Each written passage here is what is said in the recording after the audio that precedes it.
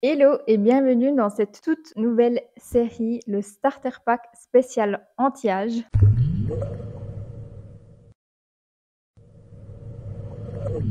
Si tu sens que ta peau commence à changer un peu, qu'elle tiraille un peu plus, qu'elle marque plus, qu'elle est moins rebondie, alors cette série est faite pour toi. L'objectif de cette série, c'est vraiment de te donner toutes les bases dont tu as besoin pour accompagner ta peau dans ce processus sans bien évidemment te rallonger ta routine avec plein de produits et que ça reste simple et efficace. Donc aujourd'hui, ce qu'on va voir, c'est quand est-ce que les premiers signes de l'âge apparaissent, pourquoi et surtout ce que tu peux faire là maintenant tout de suite pour les prévenir. Et dans les prochaines vidéos, on va voir aussi les erreurs qu'on fait toutes et surtout comment les éviter. Je vais aussi t'aider à mettre en place une routine étape par étape spéciale anti-âge. On va aussi parler des actifs qui fonctionnent vraiment et les gestes et habitudes qui font la différence dans ta routine. Donc, c'est parti. Alors, quand est-ce que réellement commence le vieillissement de la peau? Généralement, quand on parle anti-âge, on s'adresse souvent aux femmes de 40 ans ou plus, alors qu'en fait, les premiers changements apparaissent à partir de 25 ans. Il faut savoir que la production de collagène qui permet à ta peau d'être rebondie et ferme diminue chaque année de 1% à partir de tes 25 ans. Et ce n'est pas tout, évidemment. En fait, ta peau produit aussi moins d'élastine, elle se régénère plus lentement, elle retient moins bien l'eau et la barrière cutanée peut s'affaiblir. Du coup, même si tu vois pas encore de rides sur ta peau, tu peux déjà remarquer un teint terne, des ridules de déshydratation, ta peau qui marque beaucoup plus vite quand tu es fatigué ou tu es stressé, ou ta peau qui est plus sèche et qui tiraille par exemple. Il y a aussi plein de choses qu'on ne te dit pas. Alors déjà, le mot anti-âge, honnêtement, il fait un peu peur, en tout cas moi, clairement, ça m'angoisse parce qu'elle est souvent associée à la peur de vieillir ou à des promesses